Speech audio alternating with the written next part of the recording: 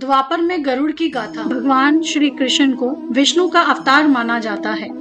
विष्णु ने ही राम के रूप में अवतार लिया।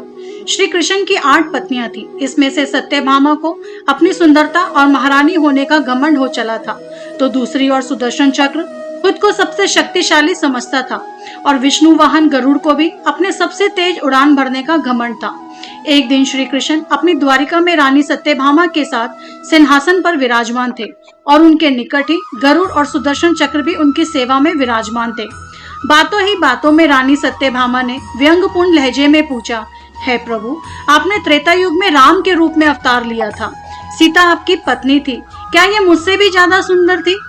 भगवान सत्यभामा की बातों का जवाब देते उससे पहले ही गरुड़ ने कहा, भगवान, क्या दुनिया में मुझसे भी ज्यादा तेज गति से कोई उड़ सकता है? तभी सुदर्शन चक्र से भी रहा नहीं गया और वह भी बोल उठा कि भगवान, मैंने बड़े बड़े युद्धों में आपको विजयश्री दिलवाई है, क्या संसार में मुझसे भी शक्तिशाली कोई है? द्वारकाधीश समझ गए कि इन तीनों में अभिमान आ गया है। भगवान मंद मंद मुस्कुराने लगे और सोचने लगे कि इनका अहंकार कैसे नष्ट किया जाए।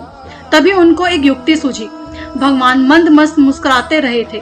वे जान गए कि इनके इन तीनों भक्तों को अहंकार हो गया है और इनका अहंकार नष्ट होने का समय आ गया है। ऐसा सोचकर उन्होंने गरुड़ से कहा कि हे गरुड़, तुम हनुमान के पास जाओ और कहना कि भगवान राम माता सीता के साथ उनकी प्रतीक्षा कर रहे हैं। गरुड़ भगवान की आज्ञा लेकर हनुमान को लाने चले गए। इधर श्री कृष्ण ने सत्यभामा से कहा कि देवी, आप सीता के रूप में तैयार हो जाए, और स्वयं द्वारकाधीश ने राम का रूप धारण कर लिया। तब श्री कृष्ण ने सुदर्शन चक्र को आज्ञा देते हुए कहा कि तुम महल के प्रवेश द्वार पर पहरा दो और ध्यान रहे कि मेरी आज्ञा के बिना महल में कोई भी प्रवेश न करने पाए। सुदर्शन चक्र ने कहा, जो आज्ञा भगवान, और भगवान की आज्ञा पाकर चक्र महल के प्रवेश द्वार पर तैनात हो गया। गरुड़ ने हनुमान के पास पहुंचकर कहा कि हे वानर श्रेष्ठ, भगवान राम माता सीता के साथ द्वारका में आपसे मिलने के लिए पधारे हैं। आपको बुला लाने की आज्ञा है। आप मेरे साथ चलिए, मैं आपको अपनी पीठ पर बिठाकर शीघ्र ही वहां ले जाऊंगा। हनुमान ने विनय पूर्वक गरुड़ से कहा, आप चलिए बंधु, मैं आता हूँ। गरुड़ ने सोचा, पता नहीं ये बूढ़ा वानर कब पहुंचेगा। खैर, मुझे क्या, कभी भी पहुंचे, मेरा कार्य तो पूरा हो गया। मैं भगवान के पास चलता हूँ। यह सोचकर गरुड़ शीघ्रता से द्वारका की ओर उड़ चले। लेकिन यह क्या, महल में पहुंचकर गरुड़ देखते हैं कि हनुमान तो उनसे पहले ही महल में प्रभु के सामने बैठे हैं। गरुड़ का सिर लज्जा से झुक गया।